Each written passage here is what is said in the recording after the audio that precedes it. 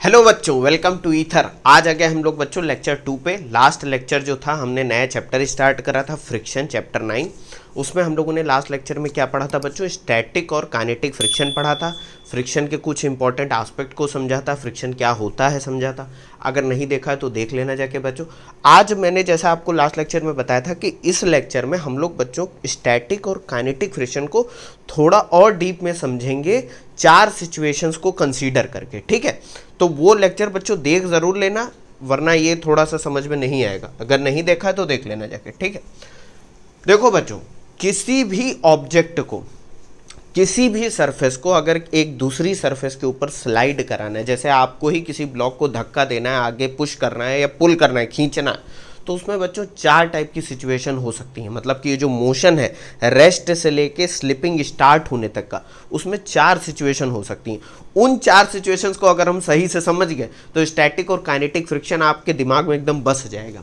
देखो बच्चों, पहली जो सिचुएशन होती है, पहली सिचुएशन क्या है? No external force, no friction and no motion.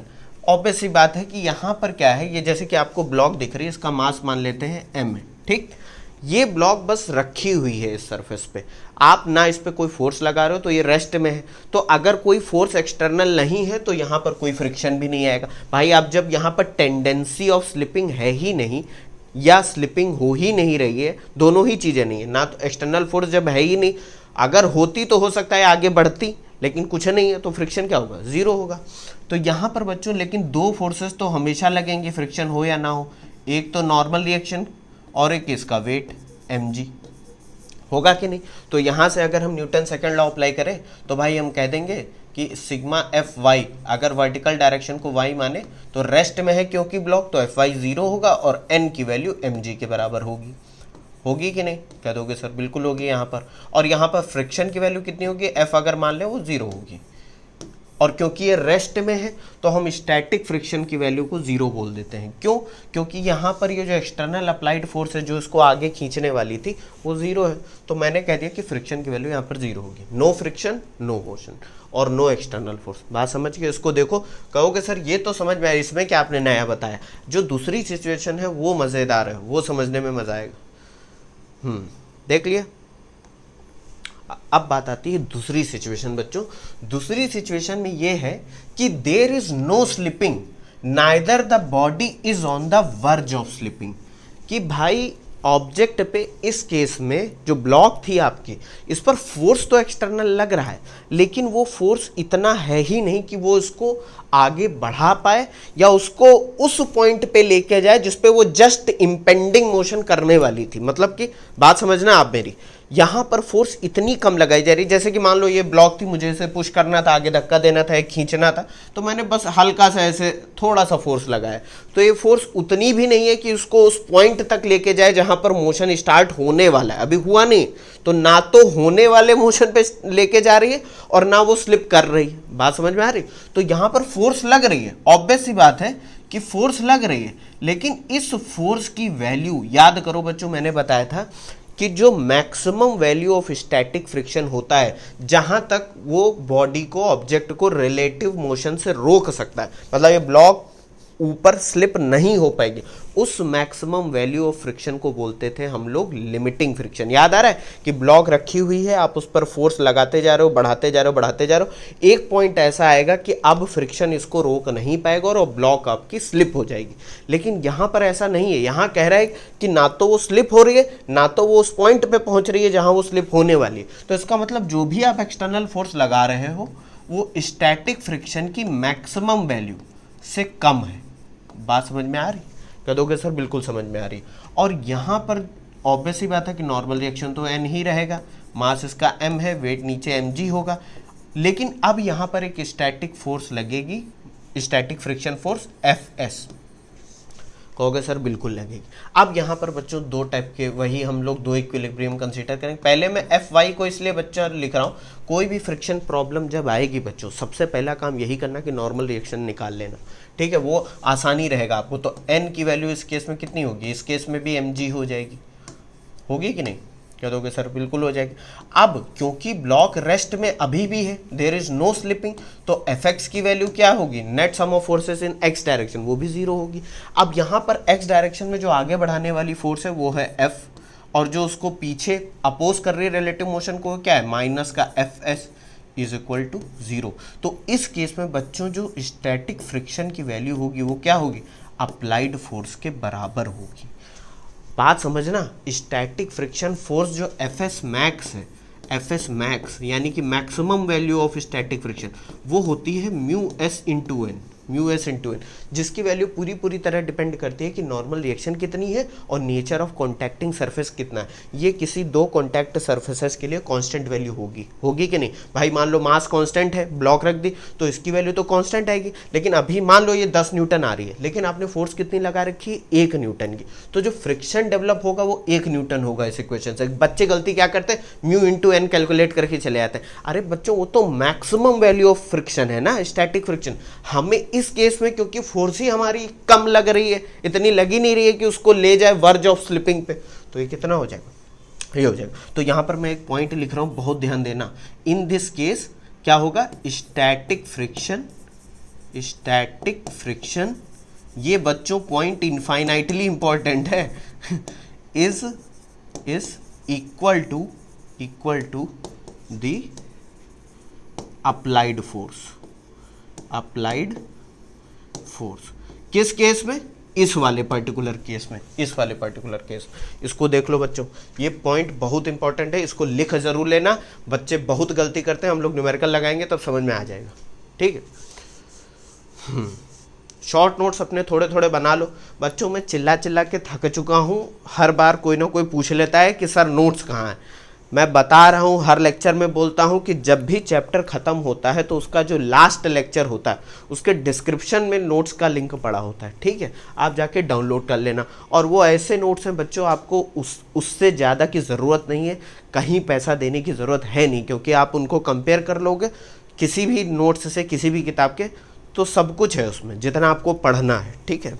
चलो देखो इसको, ये देख लिया, कह दो कि सर ये समझ में आ गया।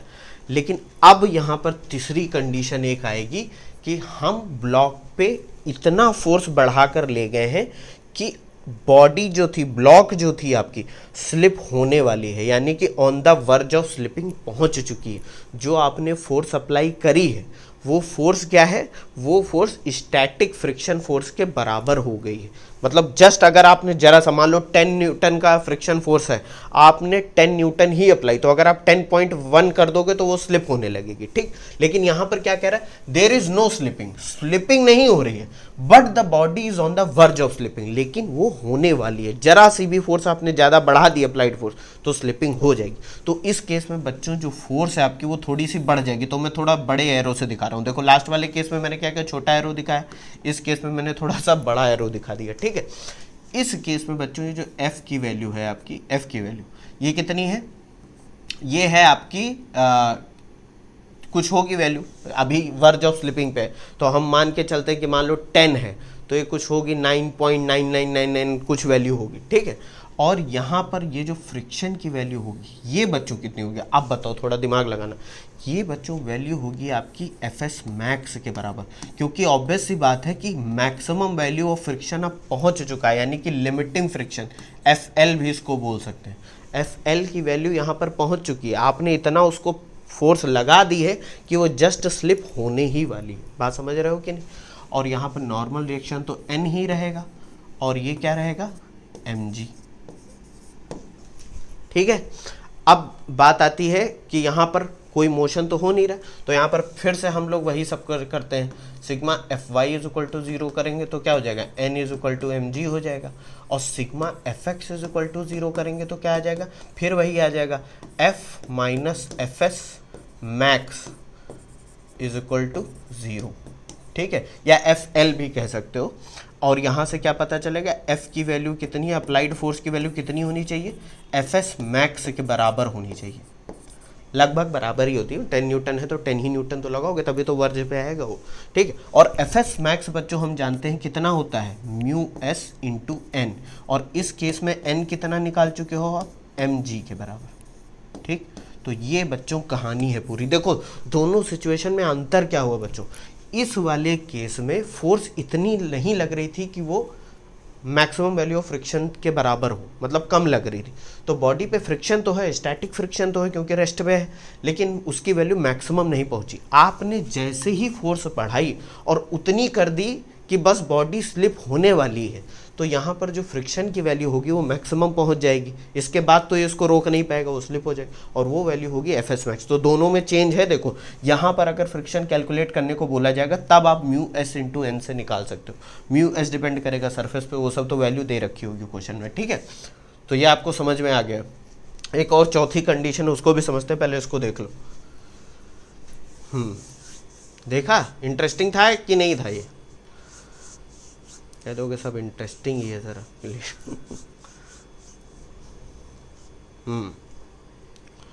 ये म्यू एच लग रहा है यार, इसको सही बनाते हैं थोड़ा सा।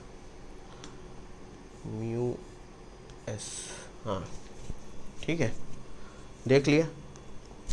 अब ये चौथी कंडीशन, अब ऑब्वियस सी बात है कि अब भैया फोर्स इतनी लग चुकी है कि स्लिपिंग हो गई। फोर्स की वैल्यू क्या थी, एफ एस मैक्स से थोड़ी ज़्यादा बढ़ चुकी है और स्लिपिंग हो गई है। तो देखो अगर स्लिपिंग होगी तो यानी कि बॉडी एक्सेलरेट, एफ की वैल्यू आपकी क्या हो गई है, एफ एस मैक्स से ज़्यादा हो गई। जस्ट उसी इंस्टेंट पे जब वो बढ़ने वाली थी आपने फोर्स को और बढ़ाया, ठीक है। एफ एस मैक्स की वैल्यू, ये जो एफ की वैल्यू है एफ एस मैक्स से ज़्यादा या बराबर, बराबर इसलिए कहते हैं क्योंकि वर्ज ऑफ स्लिपिंग पे है ना। तो यहाँ पर बच्चों जब ये एक्सेलरेट होने लगेगी, तब ये जो फ्रिक्शन आएगा, याद करो ये होता था काइनेटिक फ्रिक्शन, क्योंकि जैसे ही स्लिपिंग स्टार्ट हो जाएगी जो फ्रिक्शन की वैल्यू है वो कम हो जाती थी, और इस फ्रिक्शन की वैल्यू को बोलते थे एफ के। अब ये अभी मत सोचने लगना कि सर ये कम क्यों हो जाती है, वो अभी हम लोग आगे वाले टॉपिक्स में सब कुछ समझेंगे, चिंता मत करो। तो यहाँ पर नॉर्मल रिएक्शन तो बच्चों एन ही रहेगा, वेट mg है, ठीक है।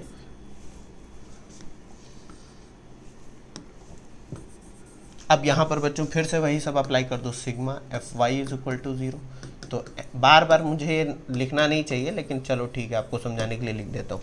N is equal to m g हो जाएगा। अब बच्चों हो क्या रहा है कि भाई एक्सेलरेशन हो रहा है एक्स डायरेक्शन में, तो sigma F x is equal to mass into acceleration हो जाएगा। Net force in the x direction is equal to mass into acceleration. तो ये हो जाएगा F applied force minus F k is equal to mass into acceleration. यहाँ से आपको जो भी पूछा जाए, मान लो ये पूछ लिया जाए कि भाई एक्सेलरेशन कितना होगा, तो आप बता दोगे। बात समझ में आ रही कि नहीं? तो ये इक्वेशन बच्चों हम लोगों ने लास्ट वाले लेक्चर में भी समझी थी, लेकिन अब आपको समझ में आ गया होगा कि क्यों यहाँ पर ऐसे हम लोगों ने डिराइव करा था, ठीक। अब बच्चों एक चीज़ और होती है कि भैया जैसे ही बॉडी मूव करना स्टार्ट करी, स्लिप करना स्टार्ट करी, अगर आपको इसको तेज़ी से इसकी वेलोसिटी बढ़ाते रहना है, तब तो ऑब्वियस सी बात है कि एफ की वैल्यू, जो फोर्स आप लगा रहे हो उसकी वैल्यू को आपको बढ़ाते रहना पड़ेगा, ठीक है, तभी तो इसकी वेलोसिटी बढ़ती रहेगी। एक्सेलरेशन आपको बनाए रखना है तो फोर्स बढ़ाते रहो।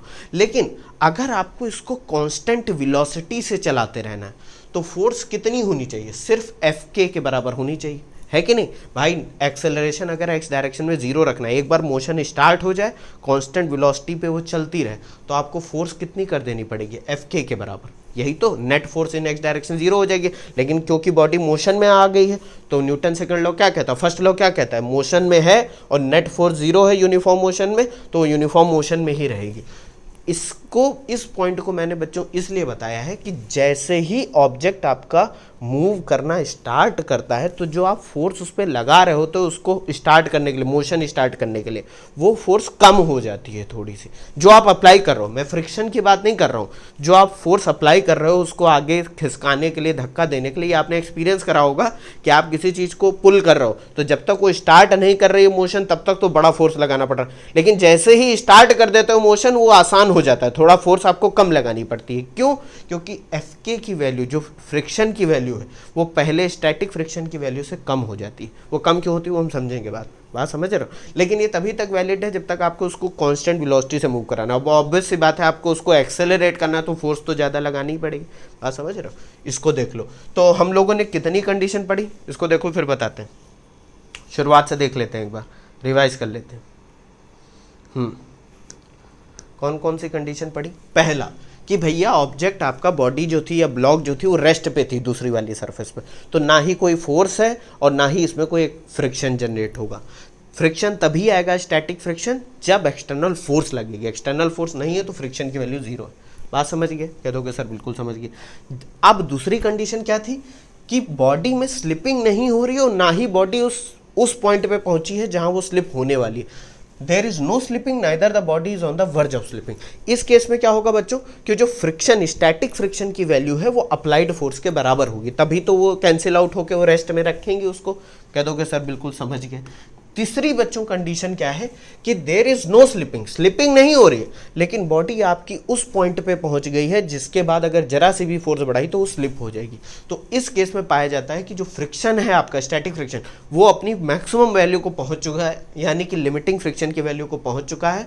और फोर्स की वैल्यू इस केस में जब बैलेंस आउट करके ये सब न्यूटन सेकेंड लॉ लगाओगे तो F is equal to maximum value of static friction आ जाएगा, जिसको लिमिटिंग फ्रिक्शन बोलते हैं, mu S into N, N की वैल्यू इस केस में mg है, तो उससे हम सॉल्व कर लेंगे। और चौथा केस क्या है भैया कि मैंने फोर्स को बढ़ा दिया स्टैटिक फ्रिक्शन की वैल्यू से ज़्यादा तो बॉडी स्लिप करना स्टार्ट कर दी, और जब बॉडी स्लिप करना स्टार्ट कर दी तो जो फ्रिक्शन की वैल्यू थी वो थोड़ी सी घट जाती है, उसको हम लोग बोलते हैं काइनेटिक या डायनेमिक फ्रिक्शन एफ के। और यहाँ पर बॉडी क्योंकि एक्सेलरेट हो गई है तो हम क्या लगाएंगे, net force in x direction is equal to mass into acceleration, f minus F k is equal to m. ये समझ गए पूरा कॉन्सेप्ट? कह दोगे सर अब समझ में आया, सारी चीज़ें समझ में आ गई हमें कि फ्रिक्शन, स्टैटिक फ्रिक्शन क्या होता है, डायनेमिक फ्रिक्शन क्या होता है, कैसे उसके एप्लीकेशन होते हैं। अब बात आती है बच्चों यहाँ पर एक ही कर्व है बच्चों, ये बहुत इंपॉर्टेंट है, ये आपको समझाएगा कि फोर्स और अप्लाइड फोर्स और फ्रिक्शन के बीच में क्या रिलेशन होता है। अभी आप लोगों ने जो सिचुएशन समझी हैं उन्हीं को ध्यान में रख के कर्व प्लॉट हुआ, इसको देख के डरना मत। देखो एक्स एक्सिस पे आपकी है अप्लाइड फोर्स जो आपने लगाई है बाहर से, और ये जो वर्टिकल एक्सिस है वाई वो है फ्रिक्शन एफ, ठीक है। अब यहाँ ये जो ग्राफ है इसको समझते हैं, ये ओरिजिन से स्टार्ट हुआ, ये ग्राफ क्या बता रहे हैं, ये देखो एक स्ट्रेट लाइन है, यहाँ तक एक स्ट्रेट लाइन है और ये एंगल कितना बना रही है 45 डिग्री का। 45 डिग्री का मतलब ये एक ऐसी लाइन है जो कि ओरिजिन से पास हो रही है, तो ये कहीं ना कहीं y is equal to x type की लाइन है। और ये कंडीशन कब फुलफिल होती है, ये कंडीशन तब फुलफिल हो रही है बच्चों जब आप जो एक्सटर्नल फोर्स लगा रहे हो और ये जो आपका फ्रिक्शन डेवलप हो रहा है इसकी वैल्यू क्या है, बराबर है। तो ये देखो वही टाइप की इक्वेशन तो बन जाएगी, y is equal to x, f s is equal to f. अब ये जो फ्रिक्शन बच्चों यहाँ लिखा हुआ है ये जनरल फ्रिक्शन की वैल्यू है, मतलब यहाँ स्टैटिक और डायनेमिक से मतलब नहीं। लेकिन अब मैं आपको समझाता हूँ क्या है। जैसे जैसे हम देख रहे हैं कि जीरो से अप्लाइड फोर्स बढ़ रही है वैसे वैसे फ्रिक्शन की वैल्यू भी बढ़ रही है, लेकिन ये फ्रिक्शन है कौन सा, स्टैटिक फ्रिक्शन है, क्योंकि अभी कोई मोशन स्टार्ट नहीं हुआ। और बढ़ा रहे हैं हम फोर्स और फ्रिक्शन की वैल्यू बढ़ रही, और बढ़ा रहे हैं और फ्रिक्शन की वैल्यू बढ़ रही कि नहीं। एक पॉइंट ऐसा आया कि फ्रिक्शन की वैल्यू मैक्सिमम पहुंच गई, स्टैटिक फ्रिक्शन की वैल्यू, और उसकी वैल्यू कितनी होती है, म्यू एस इंटू एन, या उसको बोलते हैं एफ एस मैक्स या एफ एल। अब क्या हुआ, इस पॉइंट के बाद अगर आपने फोर्स बढ़ाई तो क्या होगा, देखो फ्रिक्शन की वैल्यू थोड़ी सी घट जाएगी, फ्रिक्शन की वैल्यू क्या होगी, घट जाएगी। और इस घटी हुई वैल्यू को, रिड्यूस्ड वैल्यू को क्या बोलते हैं, एफ के, काइनेटिक फ्रिक्शन या डायनेमिक फ्रिक्शन। ये वाला जो पोर्शन है इस लाइन के बाद वाला ये मोशन वाला पोर्शन है, यानी यहाँ पर स्लिपिंग स्टार्ट हो चुकी है, तो ये डायनेमिक फ्रिक्शन का रीजन है। और ये कौन सा रीजन है, स्टैटिक फ्रिक्शन का रीजन। तो हमने क्या देखा इस ग्राफ से कि भैया जैसे ही इस पॉइंट के आगे फोर्स गई, जरा सी भी आगे गई तो फ्रिक्शन की वैल्यू घट जाएगी, स्लिपिंग स्टार्ट हो जाएगी, और घट के कितनी हो जाएगी, एफ के। अब एक चीज़ बात ध्यान से समझना, अब आप फोर्स बढ़ाते जाओगे तो बॉडी एक्सेलरेट होती जाएगी लेकिन फ्रिक्शन की वैल्यू उतनी ही रहेगी। देखो एक स्ट्रेट लाइन है, बात समझ रहे हो कि नहीं। अब आप कहोगे सर ये क्या आपने बना दिया, बच्चों ये अभी इस लेवल पे जो 11-12 की फिजिक्स है उसमें इतना समझने की ज़रूरत है नहीं। फ्रिक्शन की, काइनेटिक फ्रिक्शन की वैल्यू थोड़ा सा एक एक्सट्रीम लेवल पे जाके बहुत ज़्यादा फोर्स लगाओगे तो घट जाती, वो बहुत माइन्यूट होता। इस पोर्शन को आप नेग्लेक्ट कर दो, इसको मैं कहूँगा आप देखो ही मत, वरना फिर बहुत कन्फ्यूज़ हो जाओ। अच्छा किसी बच्चों बुक में क्या देखोगे आप कि ये जो स्ट्रेट लाइन बनी हुई है ये स्ट्रेट लाइन ना होकर है स्ट्रेट लाइन ही, बस वो थोड़ा ऐसे इरेगुलर शेप में बनाई गई है। वो बच्चों सेम चीज़ है, होता क्या है कि ये जो एफ के की वैल्यू है थोड़ा जर्की बिहेवियर होता है, जब स्लिपिंग होती है तो धचके लगते हैं थोड़े थोड़े, तो वो जो वैल्यू है वो एक बैंड में ऊपर नीचे होती रहती है, ठीक है, लेकिन ऑलमोस्ट उसकी एवरेज वैल्यू कांस्टेंट ही रहती है। तो ये दोनों ही बातें सही हैं समझने के लिए। तो ये ग्राफ आपको समझ में आ गया कि भैया इस पॉइंट तक जब मोशन स्टार्ट नहीं हुआ था फोर्स बढ़ाते जा रहे थे, एफ एस की वैल्यू बढ़ती जा रही थी और वो किसके बराबर थी, अप्लाइड फोर्स के बराबर थी। देखो f s is equal to f, y is equal to f x, यही तो लाइन है 45 डिग्री का, तभी एंगल बना रही। तो जैसे जैसे फोर्स बढ़ रही वैसे वैसे हमारी फ्रिक्शन की वैल्यू बढ़ रही, जिसको हम स्टैटिक फ्रिक्शन बोल रहे हैं। मैक्सिमम वैल्यू पे पहुंचा और जैसे ही मोशन स्टार्ट हुआ फ्रिक्शन की वैल्यू कम हो गई, जिसको हम लोग काइनेटिक फ्रिक्शन बोल रहे हैं, और वो आगे कांस्टेंट है जब आप फोर्स बढ़ाते जा रहे हो। बात समझ गए? ये स्टैटिक फ्रिक्शन का रीजन है, डायनेमिक फ्रिक्शन का रीजन। कह दोगे सर ये सब हम लोग समझ गए, बस एक चीज़ बताओ कि यहाँ से एक चीज़, अगर मैं आपकी जगह होता तो एक चीज़ मुझे और समझ में आती कि ये जो स्टैटिक फ्रिक्शन है एफ एस, ये एक सेल्फ एडजस्टिंग फोर्स है। Static friction is a self adjusting force. इसके बारे में मैंने थोड़ा सा बताया था, चलो नहीं सुना है तो अब सुन लो। Is a self adjusting force. Self adjusting force का मतलब देखो बच्चों क्या है, जब फोर्स जीरो थी तब ये जीरो था, जब फोर्स बढ़ाई तो देखो इसकी वैल्यू भी तो बढ़ गई, देखो यहाँ पर फोर्स है तो इसकी वैल्यू भी बढ़ गई, जब फोर्स और बढ़ाई तो और बढ़ गई। तो जैसे जैसे अप्लाइड फोर्स बढ़ाते जा रहे हो स्टैटिक फ्रिक्शन की वैल्यू भी बढ़ती जा रही है और ये एक पॉइंट पे जाके मैक्सिमम पहुँच जाएगी, उसके बाद नहीं बढ़ पाएगी। तो ये एक सेल्फ एडजस्टिंग फोर्स है, ठीक है, जिसकी वैल्यू कहाँ से कहाँ तक लाई कर सकती है, जिसकी वैल्यू लाई कर सकती है 0 से लेकर एफ एस मैक्स के बीच में, ठीक है, कहीं इनके बीच में कहीं भी हो सकती है value depending upon applied force कितनी। लेकिन ये जो डायनेमिक फ्रिक्शन है, काइनेटिक फ्रिक्शन, ये सिंगल वैल्यू है, ये सेल्फ एडजस्टिंग फोर्स नहीं है, ये कांस्टेंट वैल्यू होती है। देखो ये constant value, F k is a constant force, constant force है कि नहीं, देखो कांस्टेंट फोर्स है, ये चेंज नहीं होती। अगर दो ऑब्जेक्ट आपके हैं एक दूसरे के ऊपर स्लाइड का, अब ऑब्वियस सी बात है मास कांस्टेंट है तो एन की वैल्यू तो सेम ही रहेगी, तो म्यू के वो depend upon nature of the surface होगा। तो एफ के में ऐसा कोई कंडीशन नहीं होती कि वो वैल्यू जो है धीरे धीरे बढ़ रही है, फिर वो एक कांस्टेंट ही वैल्यू होगी, जैसे ही स्लिपिंग स्टार्ट होगी एफ के की वैल्यू कांस्टेंट हो जाएगी। तो ये ग्राफ आप समझ गए बच्चों। इसको कभी भी आपसे बोला जाए कि भाई फ्रिक्शन कर्व ड्रॉ करके दिखाओ तो ये ड्रॉ करके दिखा देना, ठीक है। एक और होता है बिल्कुल सेम है, फ्रिक्शन वर्सेस टाइम, वो भी मैं आपको दिखा देता हूँ। चलो इसको देख लो, समझ लो। देखो बच्चों यहाँ पर क्या है, friction force versus time. Friction force versus time क्या है, वाई एक्सिस पे फ्रिक्शन है और एक्स एक्सिस पे टाइम है। ये भी बच्चों सिमिलर ग्राफ बनता है, बिल्कुल इसमें कोई चेंज नहीं है। यहाँ पर भी वही दिखाया गया कि भाई टाइम के साथ अगर फोर्स आप बढ़ा रहे हो, अप्लाइड फोर्स बढ़ा रहे हो, तो फ्रिक्शन की वैल्यू देखो क्या हो रही, बढ़ रही और बढ़ते बढ़ते क्या। अब देखो किताबों में ये जो डिस्क्रिप्शन दिया होता है बच्चों कि ये टाइम के साथ लीनियरली बढ़ रहा है, ये सिर्फ दिखाने के लिए बताया जाता है कि भाई देखो टाइम जैसे बढ़ रहा है फ्रिक्शन की वैल्यू बढ़ती चली जा रही। ये लीनियर रिलेशन है कि नहीं वो डिपेंडिंग अपॉन प्रॉब्लम पे होता है, वो सब बाद में समझेंगे, ठीक है। चलो छोड़ो। तो जैसे जैसे टाइम बढ़ रहा है फ्रिक्शन की वैल्यू बढ़ रही है, वो एक मैक्सिमम वैल्यू पे पहुंची और इस टाइम पर हमने देखा कि बॉडी का ब्रेकअवे का मतलब यहाँ के बाद बॉडी स्लिप करना स्टार्ट होगी। तो जैसे ही बॉडी स्लिपिंग पे स्टार्ट हुई मैक्सिमम वैल्यू या लिमिटिंग फ्रिक्शन की वैल्यू घटकर एक म्यू के एन की वैल्यू पर पहुँच गई, जिसको हम लोग काइनेटिक फ्रिक्शन बोलते हैं एफ के, और फिर उसके बाद वो कॉन्स्टेंट ही रही। आप समझ गए कि नहीं। यहाँ पर फिर मैं ये लिख देता हूँ एक बार, ये स्टैटिक फ्रिक्शन का रीज़न है, ठीक है, कहाँ से कहाँ तक, यहाँ से यहाँ तक। और ये इसके बाद क्या है, ये डायनेमिक फ्रिक्शन का रीजन है, ठीक है।